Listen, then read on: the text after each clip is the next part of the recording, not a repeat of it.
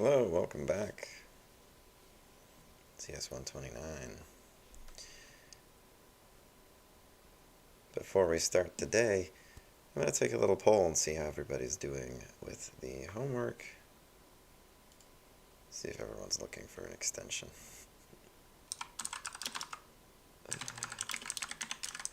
So otherwise it's due tonight at midnight.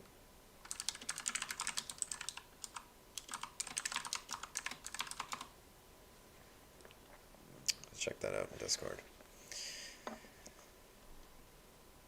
And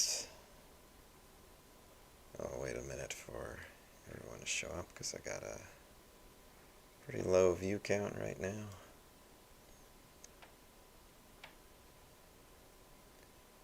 Well, it looks like quite a few yeses, and we haven't learned a ton about interfaces yet, so I'm probably going to extend that homework to Tuesday for everybody, and then we'll start on the first interface homework on Tuesday.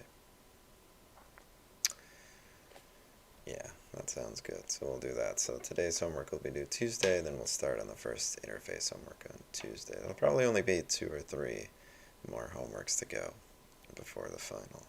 And some people were asking what I'll do for the exam 2 low scorer, so there'll be some kind of makeup or score increasing process. I just haven't decided what yet, so just keep your ears open for that. Alright, so when we left off, we had made a car, we had made a bunch of different things that the car has, we had made those as interfaces. Now let's look at maybe not super interface related, but on the same note. We were looking at the solid principles over the last few weeks. And remember that S stands for single responsibility. So every class should only have a single overarching responsibility. Now the concept of single responsibility, again, obviously an abstraction. So it's up to you what responsibility means. For example, I would say car only has a single responsibility, despite the fact that cars do a lot of stuff, because all of that falls under things that cars do. But display, especially when we portray it like this with the drawable and the movable interfaces, has a pretty obvious failure to adhere to single responsibility. It's responsible for both the drawing as well as the moving of all objects on the screen. So is that a single responsibility? I would argue not. So let's see what we might be able to do in order to, let's say, separate it out maybe into 2 classes with different responsibilities. So let's say that I had a class called display input, right? And let's say that display input was the one that implemented the mouse listener and the key listener, and display did not. So let's say it was something like that. And then we had our unimplemented methods here. Now, in one of the previous homeworks, you had to connect 2 panels together so that they could talk to another. What if we did a similar thing with displays, these Jpanels, and their respective inputs? Now, let's see, how would we pull that off? Well, first of all, anything related to movement would obviously be part of our input panel, because our input panel would process all the different moves and stuff. So let's go ahead and put the movable array over there. Okay, that's great. And then let's put all the movable related stuff over there. So I had this couple things related here from key press. Obviously not going to use repaint, since that's not going to be obviously a responsibility of movement. That's a responsibility of drawing. So, ooh, that was a bold move. I think I took key pressed. Okay. And I actually accidentally copied repaint anyway. And I missed my add override. Okay. Looks like I made a successful copy there. Okay. So this kind of refactoring, by the way, is going to be relatively common, deciding where you want to move things in order to make it more understandable. And it seems kind of pointless the first few times you do it, especially if you do it badly, then it definitely seems pointless. But in the long term, having everything organized is going to have some very clear advantages. So what else is part of movement here? What else in the display class is actually part of movement functionality.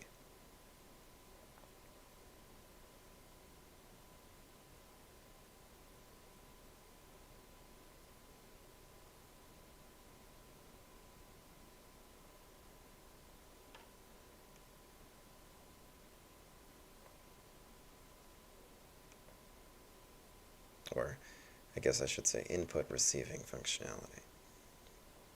It's not necessarily just movement, but moving objects in our example is one of the many things we do with input. So what else in this class is related to getting inputs from the user?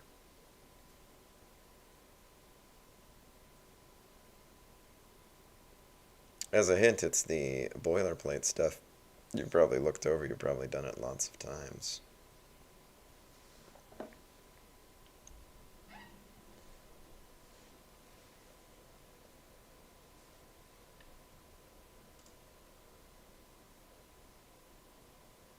Did we copy-paste the mouse input? We did copy-paste the implementation keywords there.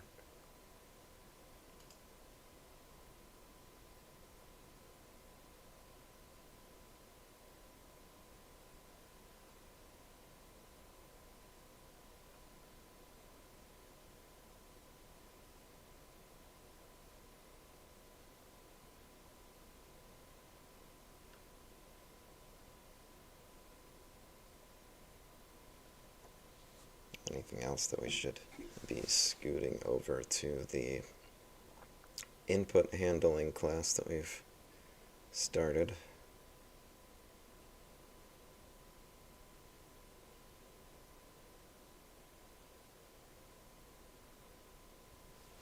While you're thinking about it, I'm going to delete everything related to movement from this panel.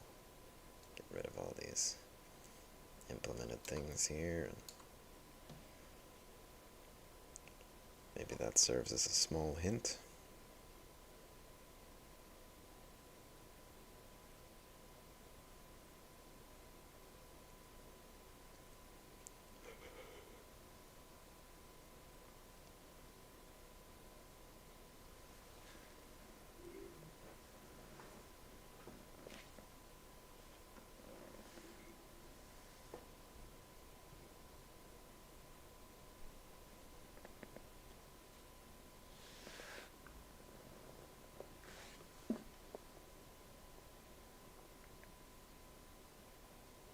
Yeah, it's all that listener stuff, right? We've got all these listeners that we need to set up. This was part of the setup process from the two implementations, and I want to point this out too because it's not unusual for implementations to require a setup process like this, and one of the biggest downsides to interfaces over classes is that in classes we have a constructor where we can specify kind of what you need to do in order to get the object started.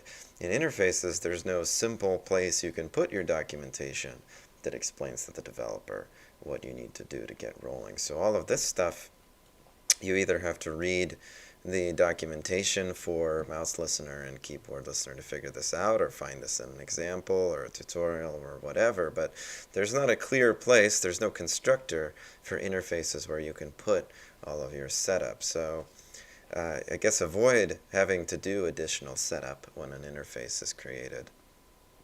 That would be the ideal, but if you have to, it's definitely a complicated thing to do, to figure out where do I put all of the documentation for what developers are supposed to do when they set up this interface. Okay, so this stuff has to move over, so let me make a constructor in my display input.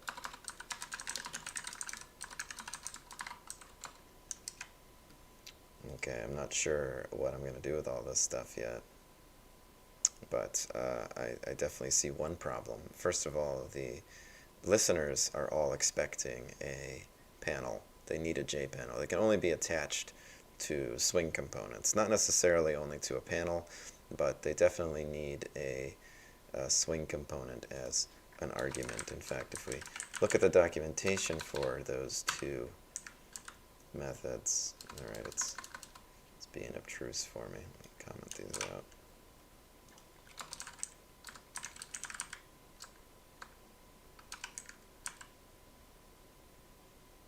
All right. Actually, I believe it's part of Jpanel. So hold on there. It's going to be this dot add. There we go. Right. So that's part of code that actually Jpanel inherits, and it's going to ask you to take a mouse listener as an argument. So they did a little bit of a neat trick there, right? And they did that, again, as part of the whole interface setup being complicated issue. Any component that accepts a mouse listener, so accepts an interface like that, has a add mouse listener method.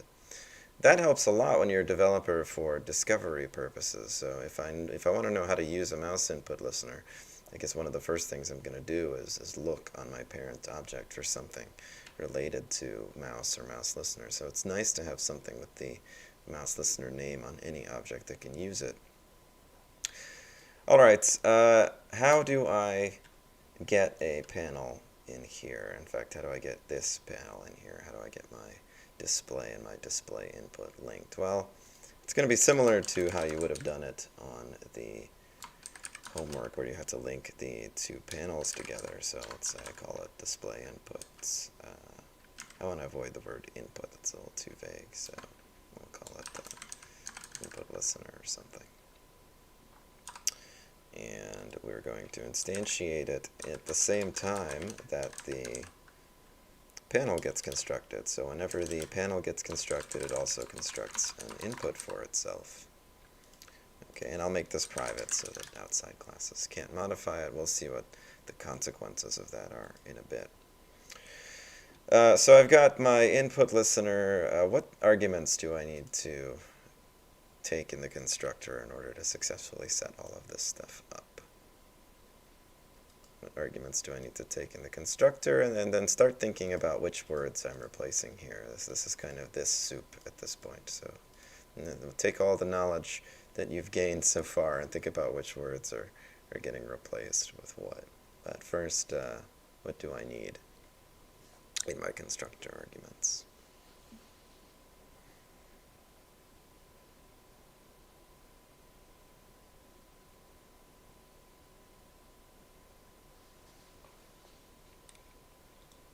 While you think about that, I'm going to smush these methods down for aesthetics.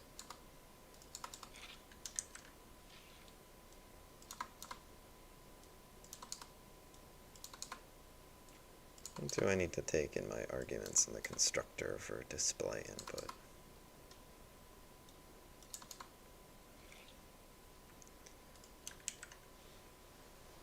There's not that many classes to choose from, so go ahead and make a guess.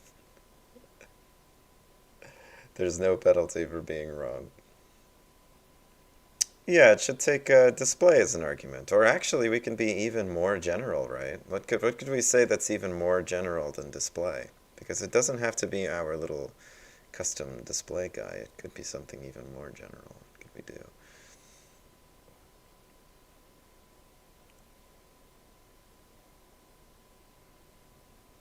Yeah, we could actually take a Jpanel. Let's try that just to make it a little bit more interesting. So we'll call it Jpanel panel. We'll have to import that here. And how do I get the panel into display input here? What do I have to put in my constructor args to get a reference to this panel successfully into my input class? So you got to think back to your inheritance and method calling knowledge. I got the answer this in Discord. Does that seem right? This? Let's try it out. This, well, it definitely isn't red anymore, so that's a nice start. What is this in this context? Well, it would be this display, and since we were more general, it would actually pass this panel in. It would pass in a reference to that parent class. We don't need the super that was offered in the YouTube chat, because this is already a kind of panel, and it is clever enough to figure out that you want the parent class when you try to pass in a child like that. So you don't need the this.super thing, and that actually wouldn't even be a valid syntax, because you actually can't say this class's parent. And you can't say that because you don't have to, because anytime something takes one of the parents as an argument, you can simply pass one of the children in and it'll work. You don't need to do anything extra. So we've got our Jpanel being passed into the input. What does that require us to do here? And as somebody mentioned in Discord, it's because the display is a Jpanel. We're able to just pass it in as an argument. And when we do that, we lose anything that's specific to display, but we keep everything that was part of the parent, was part of Jpanel, which is in this case everything we need. Haha, you can't just say change this to panel. That's a trick. Which this? The left one or the right one? The first this or the second this needs to change to panel.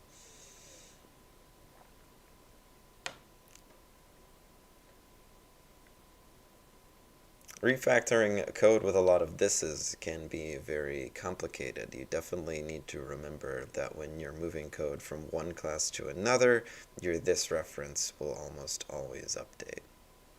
Alright, so it is going to be that left-hand one because that's the one that has those mouse listener methods, as we saw earlier when I was trying it out. They're actually part of the panel, and any other object that can have listeners and swing will have those kinds of methods. So what about this? Why did that one get to stay the same? Why did that one get to stay the same? And how come they were both this back when we had them in display together with everything implemented and all that stuff? So how come they were both this, and how come they're different now? How come only this guy gets to stay as this?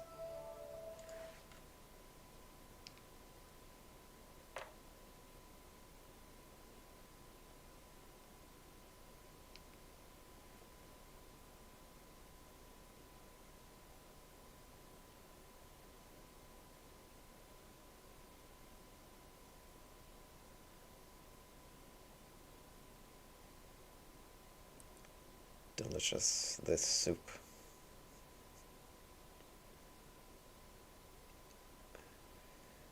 Yeah, we're talking about interfaces now, and this display input class is the one that implements the two interfaces that you need as an argument. It's the panel that has those methods, the add mouse listener and whatnot, but those methods take as an argument a mouse listener or a mouse motion listener. Notice, by the way, that mouse listener and mouse motion listener both accept the same this as an argument. They both take mouse input listeners. Mouse input listener is actually a parent of both of those, which brings me to another interesting feature of interfaces that I'll show you very briefly. Let's call it make a new interface very quickly and call it, let's say, actor demo. And we're not going to use this in the program. I just want to demonstrate something. We know that we can only extend one class, right? We know that that's the case because you can only be one thing. But that all changes for interfaces because interfaces describe something that you have. And they decided that for convenience, you can actually have an interface that extends multiple other interfaces. So let's say that I wanted something that's always drawable and let's say movable together. Okay, I can make a shared interface like this that allows me to combine all the different interfaces I want, and that saves me not too much, but basically saves me from having to make a little laundry list like I had to do here in car. And there are some other benefits too, but that's the primary one. And you see that they actually utilize that feature for mouse input listener, which is actually both a mouse listener and a mouse motion listener. And I guess you can think about why that's possible, why you can extend multiple things, but only in this specific interface example. But keep in mind that an interface is just a list of promises, so it's pretty straightforward to understand that you can have multiple lists of promises guaranteed, multiple contracts to have certain methods guaranteed, without actually being the same class over and over. You're not extending it in the sense that the actor demo is drawable and is movable, you're saying that actor demo enforces all of these contracts, and then you list all the ones that enforce this. And also it would be strange if interfaces were, instead of permitting to extend other interfaces, permitted to implement them. That would be kind of self-referencing and strange, so they decided to use the word extends. It would have been better if they had just picked another word, perhaps, but I guess it's always better to have fewer things you need to know in your language than more of them. So just something to think about. If you want to combine your interfaces, you can. And then, of course, you could add even more promises to the combined version only. Maybe there are certain things that you can promise, but only if you have both of those interfaces combined. So that's a good way to make sure that an object that you want to have two different interfaces that you're going to use has both of those and combines that logic. And going back to car, we can see that happen occasionally with, let's say, our stop method here, which comes from our key interface, comes from our ignition interface, but actually utilizes a method in our engine interface. You could want to guarantee that anything with an ignition has an engine, so you could make one of those combo interfaces that has both ignition and engine in it, and then you could write a stop method that deals with both of those things. So that might be one example where you do that. Alright, that was a long detour, so back to this. Haha, get it, because we're talking about this. So we've added this, the interfaces that we've implemented there, that's what the this refers to then. Of course, if we got rid of these interfaces, it wouldn't check out anymore. And by the way, just like mouse listener has multiple children, so does key listener. It's, I think, got two as well, but I could be wrong about that. Doesn't matter. Anyway, I've got everything set up here, and all this stuff works now too. It looks like everything at least, seems to compile and everything. The only error that I have now is in driver, where I attempted to add the movable things to our display, which no longer has that array of movable things. So let's solve that problem. We have the movable items on the display input now. The display input is a field of panel. We have it here, our little input listener guy. And how do we get to that movable array? How can we access that and add stuff to it?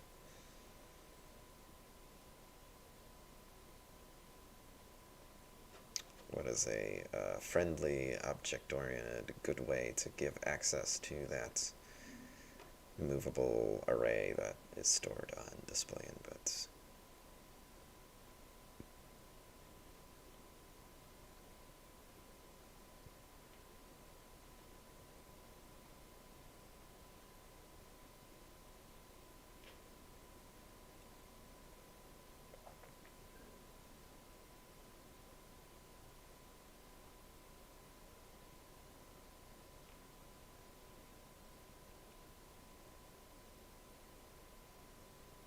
Well, while you think about how we would add something to the movable layer, let me actually write a little bit of a fix for our current one, because it's not good practice to have outside classes referencing specific array indexes and everything.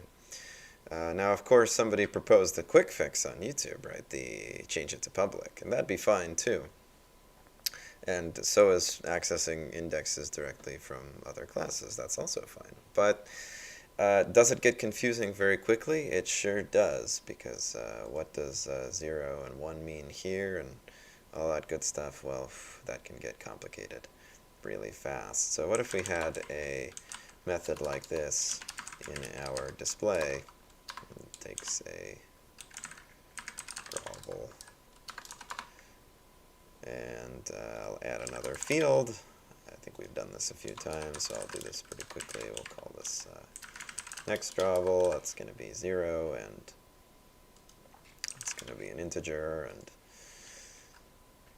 we're going to say the drawable of next drawable equals d, and then next drawable plus plus. That lets us add things without having to reference by specific indexes. This is almost always going to be your preference when you want to have multiple classes that have the ability to add things or register things or modify things from each other. You want to give them a method to do that. In fact, we sometimes call that giving them an interface to do that, harkening back to our interface naming system. Okay, so if I have that here, how can I do a similar thing but for the movables? Let me copy it directly into our movable class here and just change some names around to make it fit. So movable m.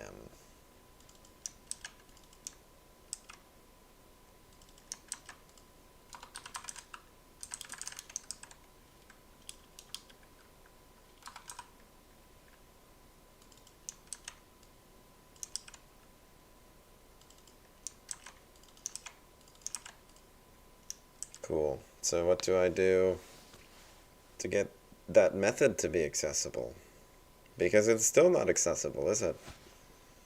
The problem isn't that I didn't have this method. The problem is that the input listener is private. Should you be able to change the input listener? Probably not, right? It would be unusual for you to have to modify it directly after it's created. So the solution here, I think pretty obviously, is that you want to have a getter rather than changing the access to public. So we're just going to write a getter there.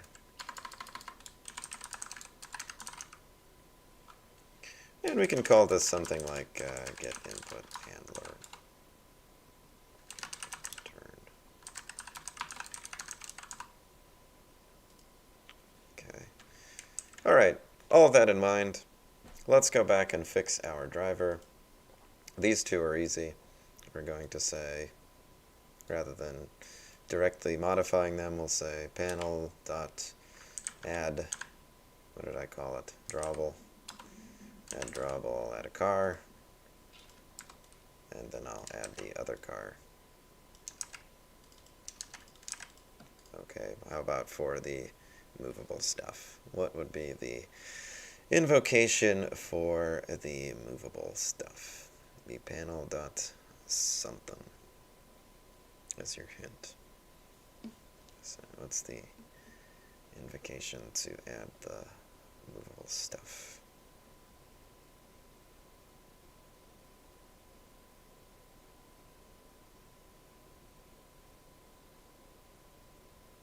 Yeah, we need to call the getMovable method. So it's panel.get, what did I call this thing? Get,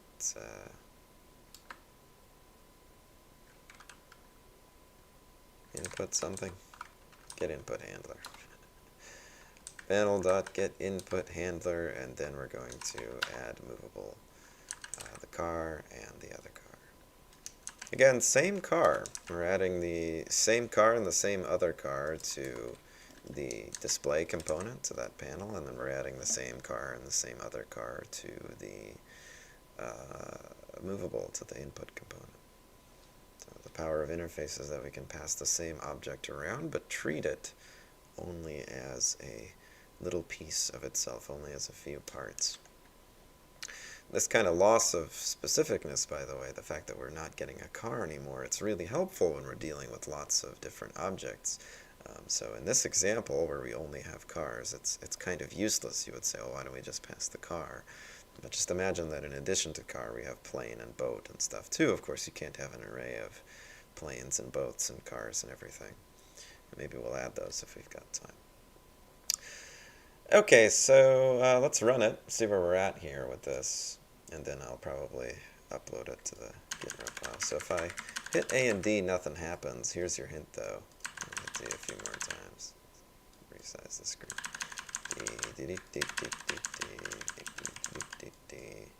What's happening? What's the defect? Well, let's fix this, and then I'll sync it to GitHub. Yeah, we didn't repaint. Okay, so we used to repaint at the end here. How do we do it now?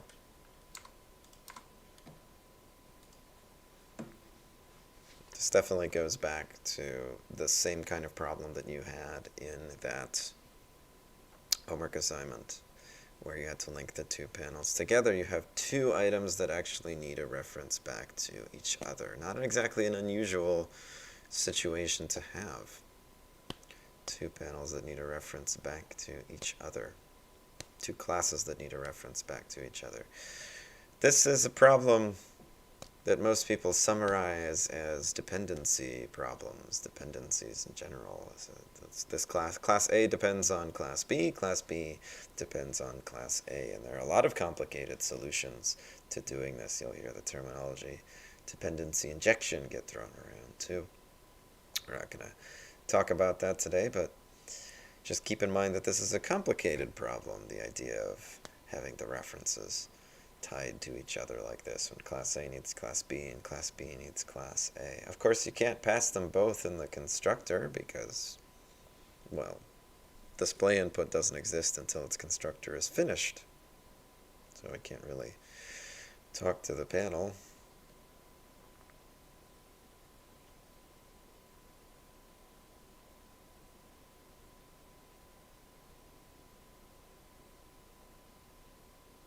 So what do we do?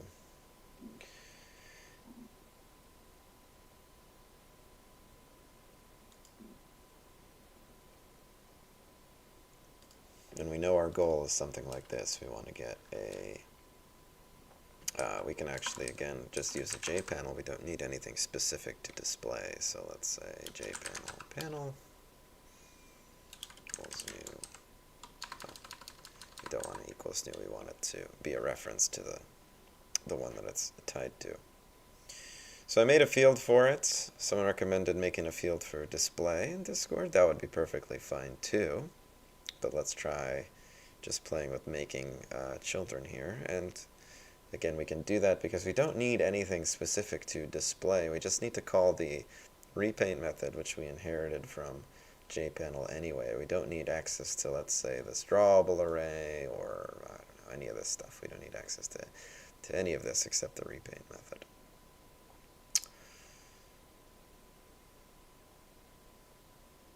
So what can we do? We made a field for it.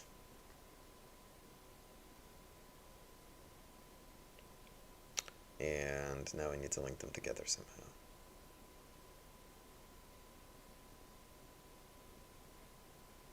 We did this in driver in the past, right?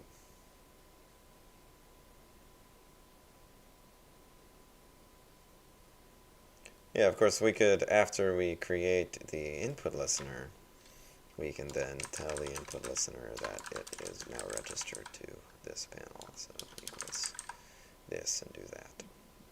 That would be the easiest way to get them to link together. I forgot to save, there's the error there. So that'd be the easiest way to link them together, and now we can simply say panel.repaint here in order to get everything to repaint correctly. So let's see if that works, this little approach here. Lovely, okay, that's all well and good. So that's a good one, that's fine. But again, it's not great practice to have classes that just modify each other's fields willy-nilly. So an alternative, and not particularly a better alternative, but just a slightly different one that I didn't see anybody do when it came to the homework, would be to have something like a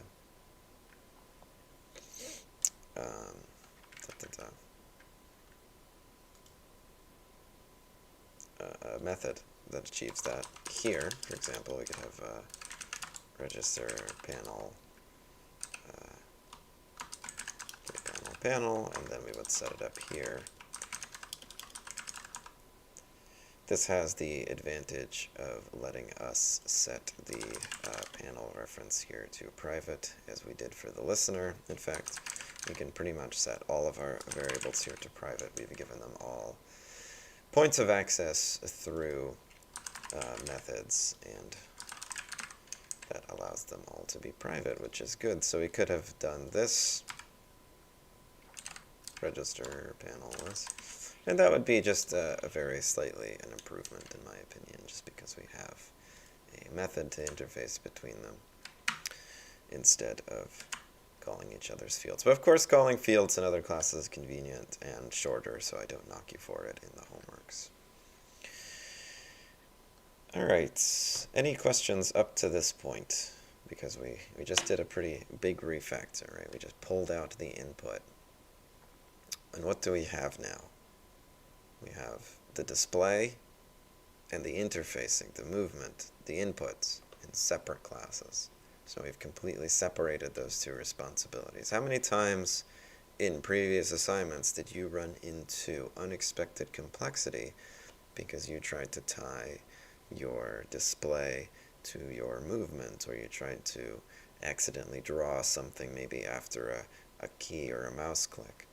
Isn't it a lot easier in terms of abstraction to see now that they are completely separated, and that the only thing you can really do in response to an input, a mouse click, or whatever is repaint the panel? It doesn't make sense for you to start passing the graphics 2D around and drawing stuff from here, of course, does it? I'm going to sync this now to the repo. Separated. Is that how you spell separated? Separated. That's a hard word. Separated drawing input functionality in display.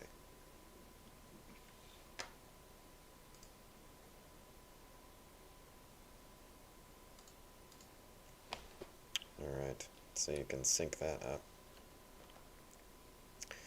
Now let's make a couple of other objects to try out our interfaces. Now, the goal here, actually, kind of my hope here, is that you've almost forgotten what all of the different interfaces we made the other day do.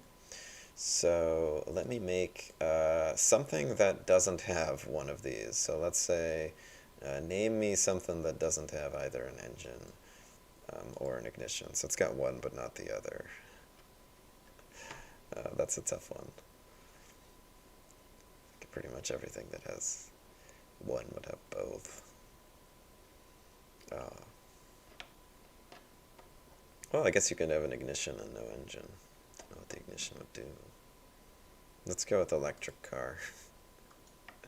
Electric cars have an ignition, but they don't have an engine, or at least it doesn't actually vroom. They really don't have an ignition either, they're just always on. Alright, I'm going to create a new class for this. We'll call this electric car. And let's basically implement this from scratch. So this car is going to have an ignition, but no engine. And it's going to have a drawable and a movable, just like our previous example did. Lots of stuff we need to do here. Okay, so you'll see that actually most of what we have to do in order to accomplish this is going to be the same. So we would still have to do is running, probably. We got to do a display, we got to do a color. Something you're going to run into fairly often is classes that are similar but not quite the same, to the point that they shouldn't extend something because they're not quite similar enough to both extend the same common thing. And then you're going to run into the situation where you actually need to repeat, kind of need to repeat yourself a lot in order to pull that off, and that's fine. As long as they are different to the point that you don't think that you could combine them, it's okay to repeat yourself occasionally. Although the principle of don't repeat yourself is a good one to keep in mind. When there are subtle differences between two classes, it's better to keep them separate than to try to shoehorn them together. I guess that's the most fundamental lesson there. But this stuff is all really boilerplate and similar, right? The setx and getx and all of that stuff, that's all exactly the same. So wouldn't it be nice if we had some kind of default version of those things? Wouldn't that be cool? Alright, let's go to a drawable and see what we can do. Or actually, it's movable. The boilerplate stuff, yeah. I'll go to movable and see what we can do. Okay, so you got these methods, and they're all kind of boilerplate. So what Java gave us the ability to do, and this was added relatively late on, I think probably like version 8 or so, is the ability to write a default implementation of different methods and interfaces. And this is kind of a bad habit to get into, because if you start writing default implementations for all of your methods, you end up almost back at the same place as just having classes and having extensions, but you lose a lot of the power of classes. You still don't have the fields or anything. But let's look at how a default implementation works. So public default double get x, and let me just say return 5 for now. Okay, so a couple things I wasn't able to do there. So by adding that default keyword, I was able to actually write code inside of my interface, which is something you are not supposed to be able to do, right? It's supposed to just be a list of guarantees. That means that my electric car here, which one did I modify? Get X was the one that I modified. That means my electric car here doesn't necessarily need to have get X anymore. So I've actually kind of done something that violates the point of interfaces. I've made a promise that I will have a getX method, but then I've written the default version of that promise, the if you don't do anything different, this is what it's going to do version of that promise. And by doing so, I've eliminated the need for you to have each of those methods in the implementing class. So this is more like what methods that come from classes that you extend look like, right? You automatically get access to them, and you can override them if you want. So rather than being a contractual sort of promise to implement that method, it's the same thing as extension. You have the option to implement it, or you can use the one that you inherit from the parent. But let's say I actually want this to be usable. I want this to return the x of this shape. How could I do that? That's the hard question. How could I actually get this to return the x and the y position of the shape that this movable is attached to, or the object that this movable is attached to?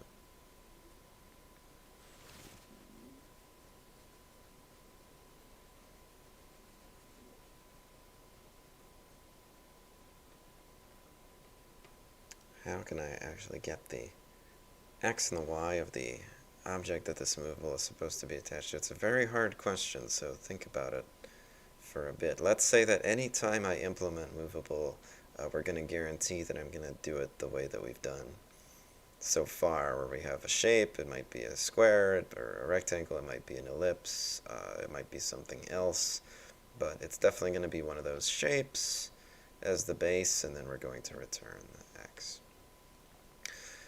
Someone suggested we can do this.x, but the problem is that we're still inside of an interface. We don't have any fields here to work with. So even if we made a field for x and y that we could return, it would be static and final. And we don't want to share the same x and y across anything that's movable, of course.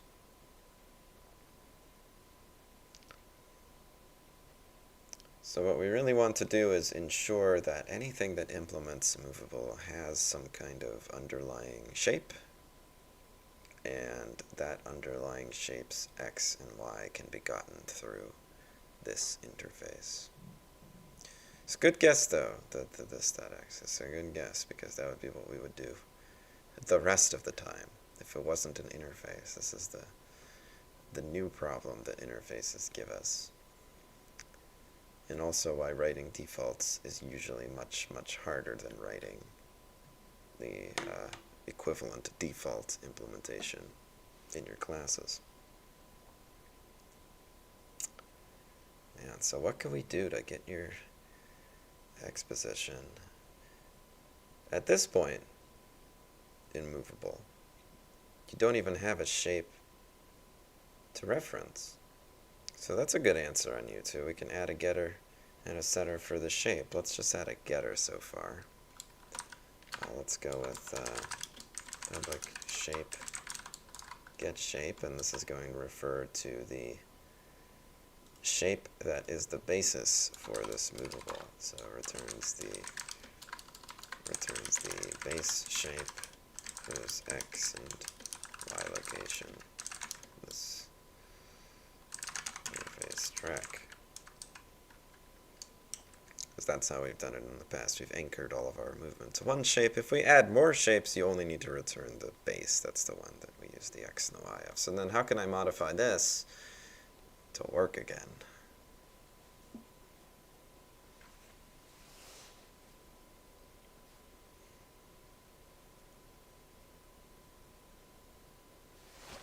I'm going to put this one at the very top. Not because it matters, but just for organizational reasons. Remember, order doesn't matter with methods, but it seems like it's the most important one, so that one's going to go on the top.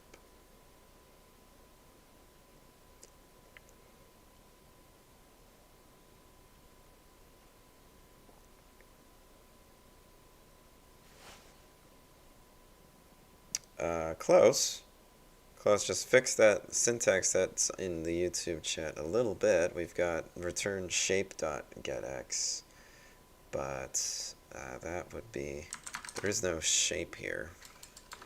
And we can do the shape class, but we don't want to do static references here because every movable is going to have its own shape. So how do we get a movable shape and then return the x of that shape?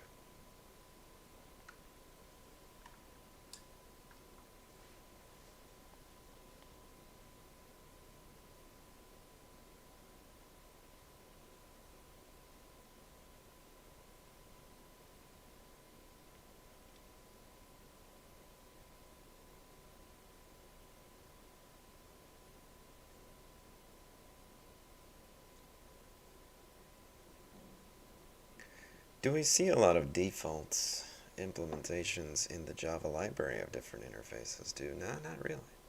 So that should give you an impression of how useful they are. They're not too so can we have local variables in these default implementations? Yes, we can. So the answer that's in the Discord there is a valid answer there. We could say shape.get shape and then return hold.x. So there's nothing wrong with creating local variables. However, shapes don't have an x. That's a problem, isn't it? So what do we have available to us? We have contains, we have the bounds, intersects. That's a problem, isn't it? The fact that we don't have an x and a y position. We can certainly get the rectangle around it, x and y position, and get the bounds 2D. That returns a rectangle for you and lets you specify the x and the y position that way from the surrounding rectangle.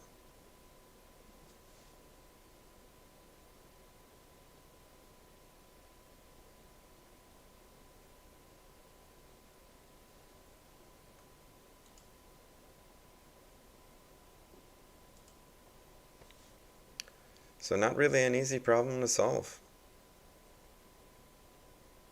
Not at all, because even though we can get access to the shape doesn't have the x and the y position. It's the circle or the rectangle or the ellipse or whatever that have the x and the y position.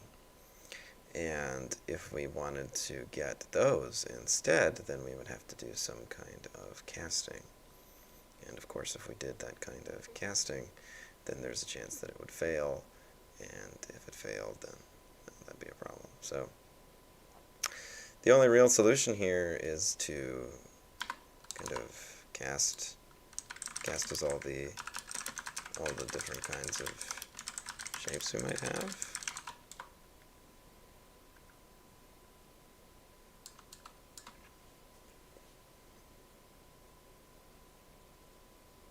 And this, among other reasons, is why default voids are so hard to write because you just don't have access to fields here, which really limits your ability to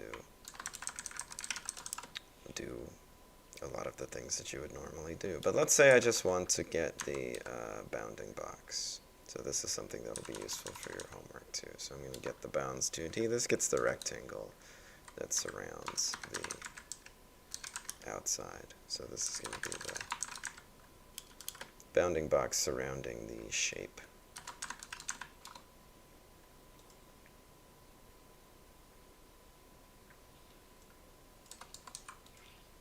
There we go. And now I can return the x position of that at least. I believe you can get the x position of that guy. Alright. So that's a bit of a hacky approach there. Let me do the same thing for get y too.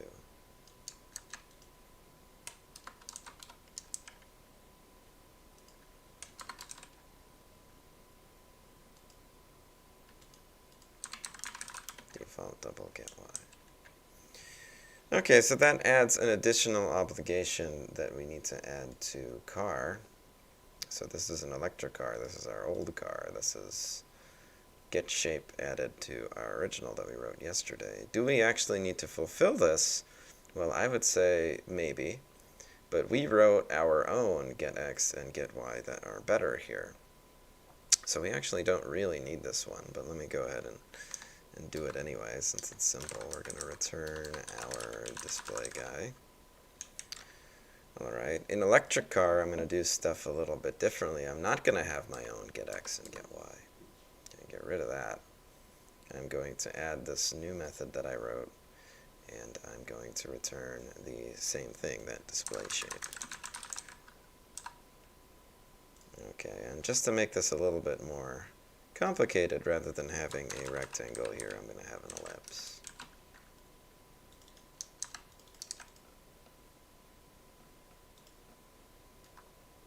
Alright, so electric car is a little bit different from our regular car. And the rest of the stuff I'm going to do the same, so just assume that I've copied it over. And again, that's unfortunate, but it's not necessarily a problem. So set x and set y, the same. Place and move.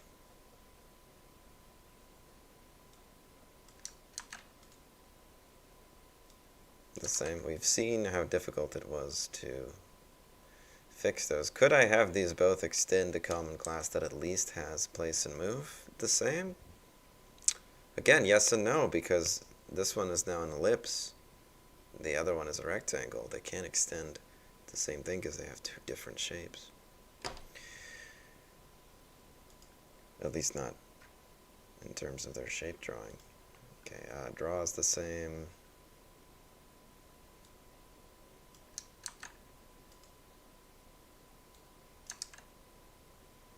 I did this bounding box thing before, kind of, at the drawable base. I had it return the root shape. This time, of course, can't return a rectangle. I'll have to return an ellipse. That brings us to another thing to point out. The get drawable base promise or guarantee comes from drawable. We have this get drawable base promise, and it promises to return a shape. Okay, it promises to return a shape. Our car implementation of get drawable base returns a rectangle. Our electric car implementation of get drawable base returns an ellipse. Both of those fulfill the promise because they return something that is a child of shape, and so it's perfectly good. We'll see if we run into any issues with that down the road. Okay, get and set color.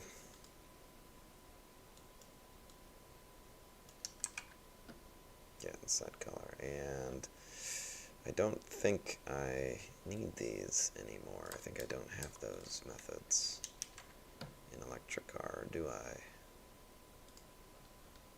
Yes, I do. So what's part of engine? I don't remember again. Engine's got check running and stop engine. Okay. Those are the only two things I don't have anymore. Okay, so cranking an electric car does nothing. Go with Nothing happens. Electric cars don't crank. They just turn on. Alright, and we'll say that car is on.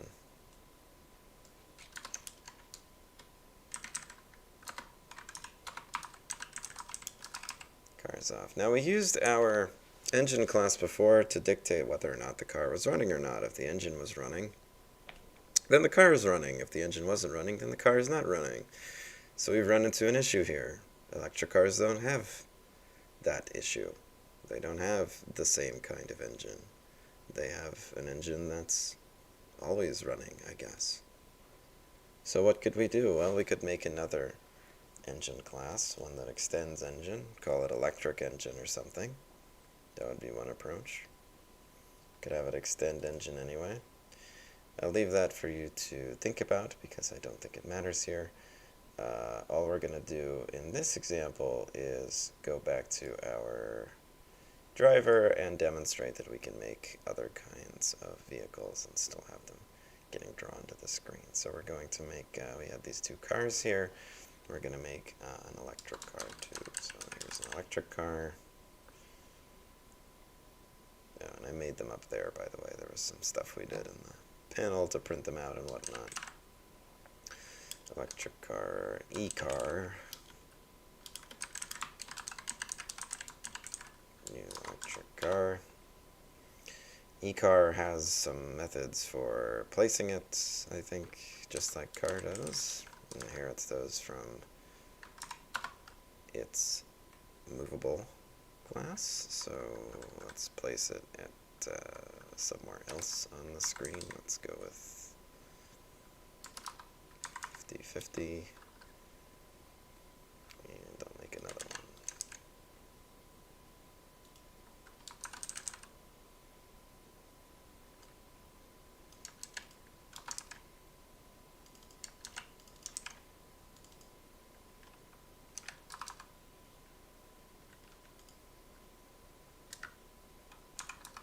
I think they're taller than 50. I don't want them cut off. Okay, I can set their colors too.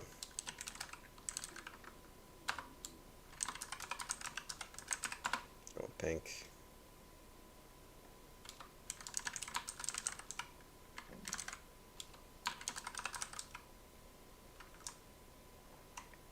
And orange, sure. Okay, so we've got two different kinds of objects here. They implement the same interfaces except for the engine, which the electric cars don't have, but we don't use the engine here anywhere. So we've got our two different kinds of vehicles, and the power of interfaces is that we can add those two different kind of vehicles to those same arrays of interfaces on our drawable and input classes. So we don't care what kind of object we have, we only care that it has the interface to be drawable or movable. And that's really the biggest draw of interfaces, the biggest power of interfaces, that we can treat objects only as their interfaces and not have to worry about the rest of their features that aren't relevant to whatever it is that we're doing in that situation. So I'm going to add the two electric cars here, and we'll see that they're still capable of moving around. Look at them go, just like the squares can. And now, as our final task on this little example, let me go through and see what happens when we try to use that method that I wrote these default versions for here in a movable. So let me get your guess on what happens if I try to do I'm going to actually go back to my movable class and do this, not my movable class, my input class, and do this every time they move. So let's go with here, let's go with m.getX, and I'll print something about m2, m.2. toString, just to have something. This is going to be gibberish because it's just going to print the object name, but just for the sake of having something. Alright, what do you think I'm going to get on the various shapes? Let's find out. Alright, so the cars, and by the way, isn't that cool that you can see not only that these come from the interface intro package when you print out an object's name like that, but also you can see what kind of object they are. They're cars and electric cars. That's really neat, right? Because they're actually movables. They're actually references from an interface, but we're only treating them that way for purposes of the interface. They're actually always still cars or electric cars under the hood. You can't just be an interface. Alright, so as they move around, seems good. Seems great. Let me actually put them on top of each other so we can get a better perspective. So they're both going to start in the same place.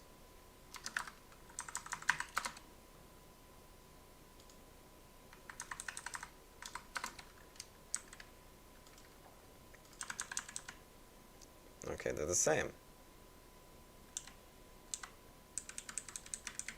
Cool.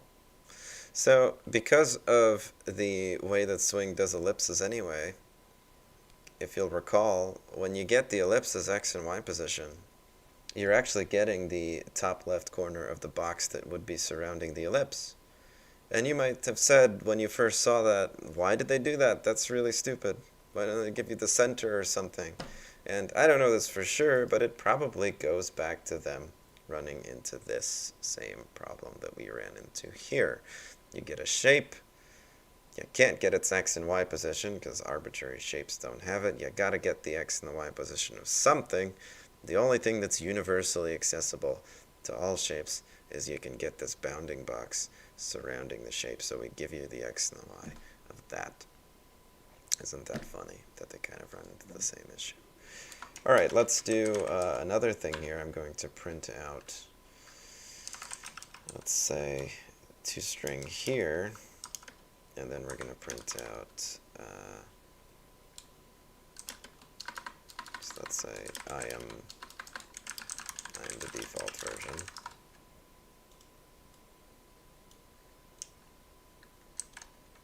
And in my car version, where I actually wrote one, let's see where that's at.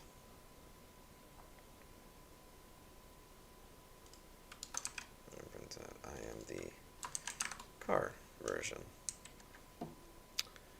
Alright, and back again to my display inputs. I'm going to comment out the thing I was just doing to demonstrate they were the same. And now let's see which variant gets printed. They likely, in response to the Discord comment, they likely didn't write it as a default method. I think Swing actually predates them even adding defaults to the Java library, but they likely reached too far with their interfaces, or they reached too far with their class structure, and ended up not having access to X and Y where they needed it, and deciding to anchor it to the top left corner. And that might not be the case. They might have done it on purpose, but it just seems like such a weird decision. That's probably how they ended up there. Oh, not actually calling it, so hold on there. Gotta still keep calling m.getx even though I'm not going to use it or print it or anything.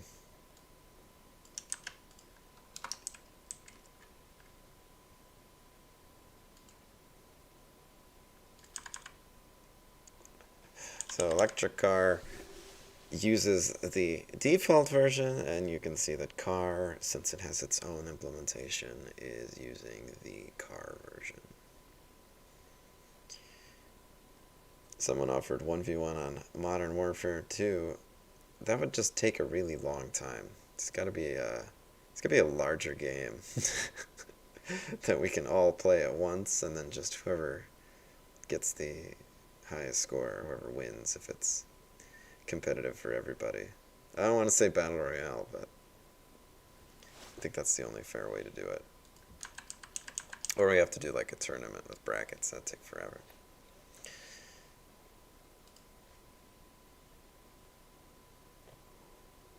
Okay, so I'll delete these two here and delete all the printouts, and then that's going to be it for this example.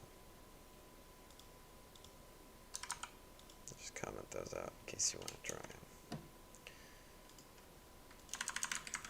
Okay, everything still works. Great. Alright, I'm going to sync that up.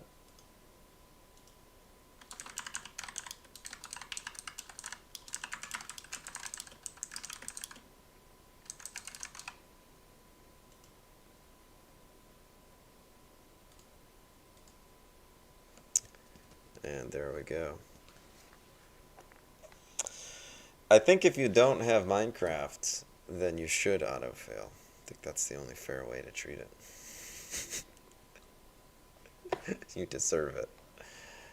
Isn't Minecraft like free at this point anyway, the base version? I want to say it is.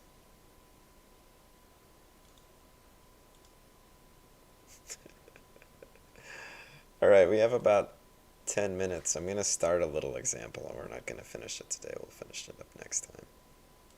Yeah, Minecraft's got a ton of free versions. We'll vote near the end of the class. We'll do some kind of after-final game of some sort. Maybe we'll link up with the 270 class if there's not enough participants, because we're a pretty small class here. We're like 15 people. Alright, so interface, let's call this toaster. I'm going to make a driver, main method, all that good stuff. Okay, I'm going to make a toaster. And I'm going to make bread. Now again, I want to emphasize that real-world abstractions are mostly just a crutch. You don't want to try to make your program represent the real world, because it's probably not going to go well. But there is this model that comes up a lot in programming of you have object A and object B, and B fits into a slot in A, and then something happens, and then a modified version of B pops out. And that's basically a toaster. So if you think about it, all programming is just toaster manufacturing. But all right, so how do you use interfaces to better address this model, to simplify this model of the toaster and its bread? Something to note that in this model, the problem is usually that there's more than one way to prepare your bread, whatever your object may be that needs modification. Perhaps it goes through a toaster, but it also probably goes through a series of other steps. There's also the problem of how do we give access to our toaster to the bread? What's the best way to do that? So you have a toaster. How do you give it access to a piece of bread? What is the interface by which a piece of bread interacts with a toaster? What do we usually call that?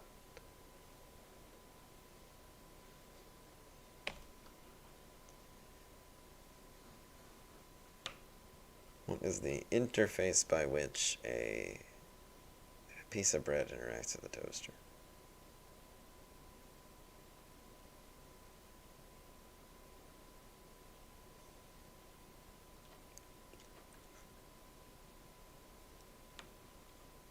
Work on some very important variables while you think about that.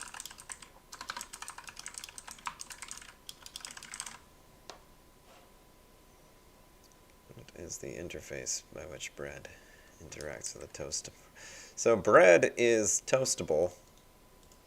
We could say that. We could have an interface called toastable to specify that bread is toastable, because bread's not the only thing in the world that's toastable, and we can make certain guarantees about things that are toastable. So this would be perfectly fine, and again, not in the real world, something that you would expect. You would expect objects that can be modified by a toaster would have a certain property. So objects that can be modified by class A have a certain property or a certain interface that class A is looking for. So what would toaster have on its end? What interface might toaster have that allows it to interact with toast? Yes, that's right. We need to add Pop-Tarts here. Please don't sue me for a copyright violation, Pop-Tart. I don't know what's more important, adhering to good naming rules or making sure the T in Pop-Tart is capitalized. I'm just going to go with adhering to good naming rules, since this is a class. Bread is toastable. Pop-Tarts are toastable. What does the toaster do to interact with toastable things? What does the toaster have that allows it to interact with toastable things? That's another way to think of it. What property, or in this case, real-world thing, does the toaster have that enables it to interact with toastable things?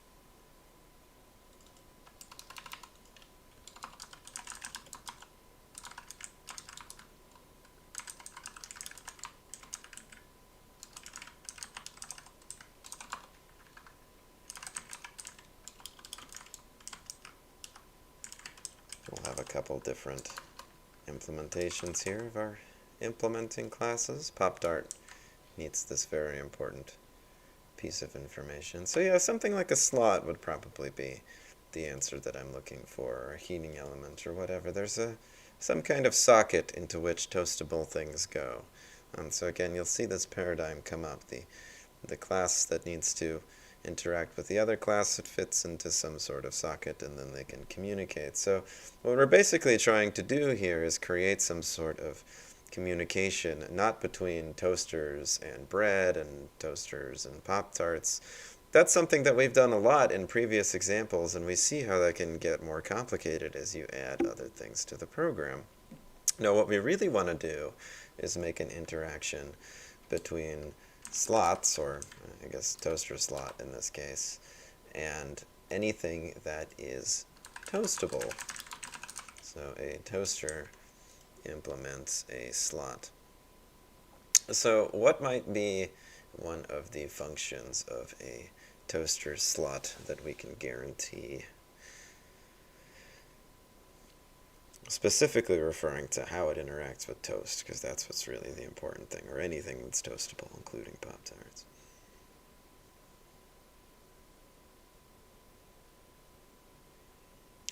What might be a function that we might have? Yeah, some called heat, or some called toast, or whatever. So let's say that we have a method called public void toast. Should it take anything as arguments? Or return anything back?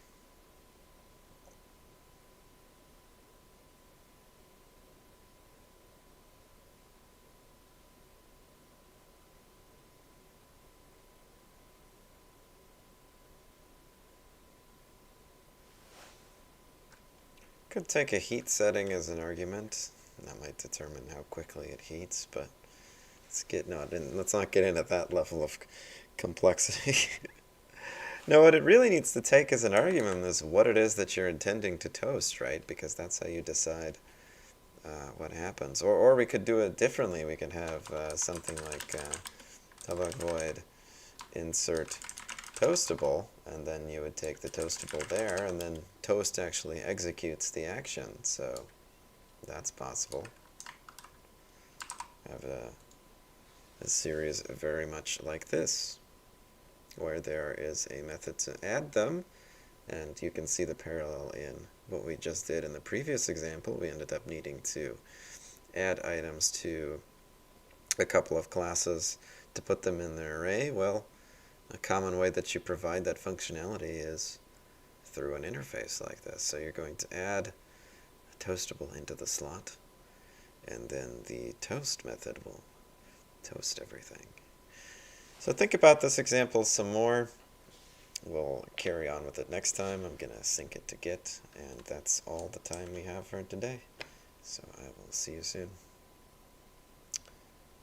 Adios.